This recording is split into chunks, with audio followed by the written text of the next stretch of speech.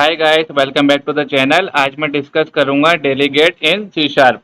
Delegate क्या होता है, क्यों यूज करते हैं। सी शार्प में अभी तक हमने देखे हैं कि मेथड दो तरह के से हम कॉल करते हैं। अगर मेथड स्टैटिक है तो हम क्या करते हैं, क्लास के नाम के साथ डायरेक्ट डॉट लगाया और स्टैटिक मेथड कॉल कर लिया। अगर मेथड नॉन स्टैटिक है तो हम क्या करते हैं, क्लास का ऑब्जेक्ट बनाया और फिर उस ऑब्जेक्ट से हमने डॉट लगा के उस मेथड को कॉल कर लिया। ये हो गए दो तरीके। एक और तरीका होता है सी शार्प में, जिसे हम कहते हैं डेलीगेट। डेलीगेट क्या करता है, डेलीगेट बेसिकली एक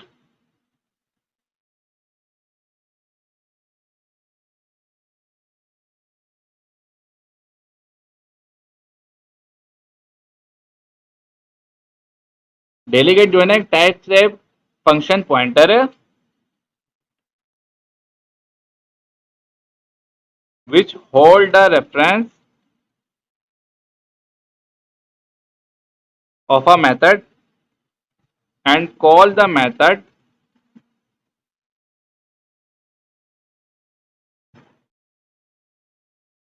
फॉर एग्जीक्यूशन।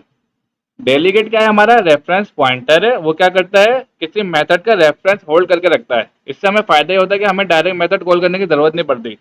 सबसे पहले मैं आपको दो मेथड बना के दिखाता हूँ, स्टैटिक और नॉन स्टैटिक, जो हम नॉर्मली यूज करते हैं। पब्लिक वाइड, मेथड का नाम दे दिया ऐड। ये क्या करेगा, सिंपल दो पैरामीटर लेगा।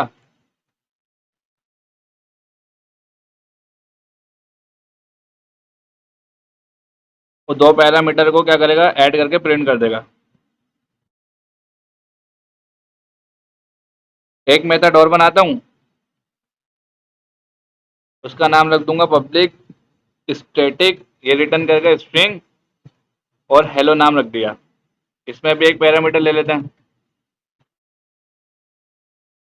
ये क्या करेगा, ये रिटर्न करेगा।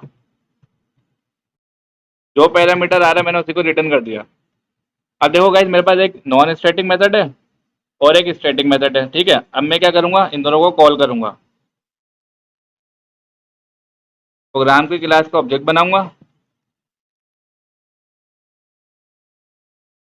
अब प्रोग्राम डॉट करूंगा तो हमारे पास आ जाएगा नॉन स्टैटिक मेथड ऐड। इसके अंदर दो पैरामीटर पास कर दूंगा। इसी तरह जब दूसरा मेथड कॉल करूंगा, उसके लिए सबसे पहले मैं लूंगा रिटर्न टाइप, जो हमारी स्ट्रिंग है। अब देखो गाइस, वो स्टैटिक मेथड है, क्या करूंगा, प्रोग्राम क्लास का नाम और डॉट हेलो। इसके अंदर मैंने पैरामीटर दे दिया हाय।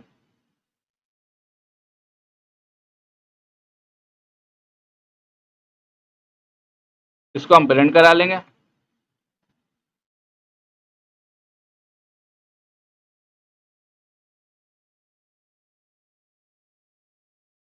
अब मैं इसको एग्जीक्यूट करता हूँ। अब ये दोनों मेथड कॉल होंगे। पहले वाले का आंसर आना चाहिए 4, सेकंड का आना चाहिए हाय। देखो गाइस, सेम आंसर आया। ये होते हैं हमारे पास दो तरीके जो हम मेथड कॉल करते हैं, एक स्टैटिक एक नॉन स्टैटिक। एक और तरीका होता है, वो होता है डेलीगेट। हम डेलीगेट के जरिए भी मेथड को कॉल कर सकते हैं। अब डेलीगेट बनाने का जो तरीकेकार होता है वो होता है, सबसे पहले आता है मॉडिफायर। मॉडिफायर पे मैं ऑलरेडी एक वीडियो बना चुका हूँ, आप लोग देख सकते हैं। मॉडिफायर सी शार्प में हमारे यही नाम होते हैं, पब्लिक, प्राइवेट, प्रोटेक्टेड वगैरह। उसके बाद आएगा डेलीगेट, ये कीवर्ड है सी शार्प में। उसके बाद आएगी रिटर्न टाइप। उसके बाद डेलीगेट का नाम। अगर डेलीगेट पैरामीटर वाला है तो पैरामीटर्स आ जाएंगे। ये होता है इसका तरीका लिखने का। अब हम इसको कोडिंग में करते हैं। सबसे पहले हमारे पास मॉडिफायर आ गया पब्लिक, उसके बाद आ गया डेलीगेट कीवर्ड। ठीक है, उसके बाद हमारे पास आ गया रिटर्न टाइप। उसके बाद हम नाम दे देंगे डेलीगेट का।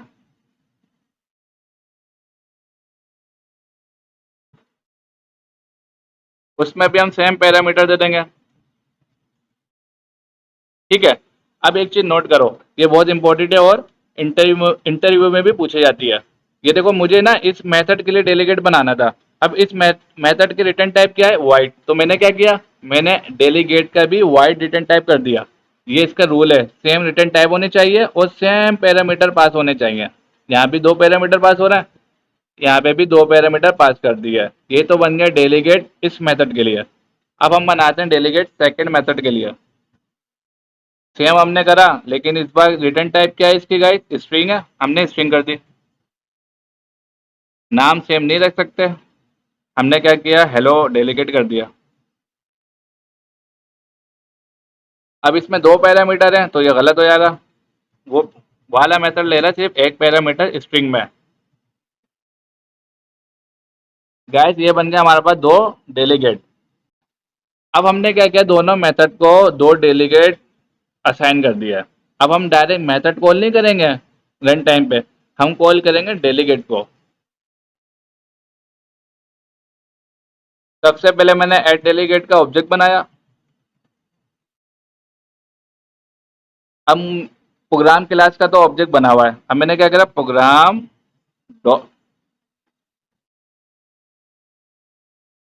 डॉट ऐड दे दिया।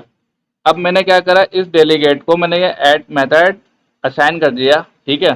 अब मैं क्या करूंगा, ऐड डेलीगेट डायरेक्ट इसके अंदर पैरामीटर दे दूंगा। इससे क्या हुआ, मेन मेथड हमारा कॉल नहीं हो रहा। सेकेंड डेलीगेट का मैं ऑब्जेक्ट बनाऊंगा। अब इसके अंदर मैं डायरेक्ट क्लास का नाम दूंगा, क्यों, क्योंकि वो स्टैटिक है।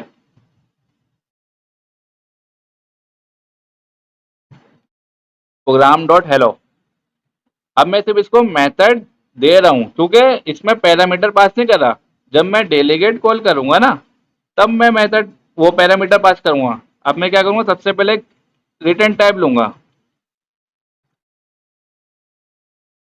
ये डेलीगेट क्या करता है, स्ट्रिंग रिटर्न करता है और पैरामीटर लेता है एक नाम का। मैंने इसको सेम दे दिया हाय।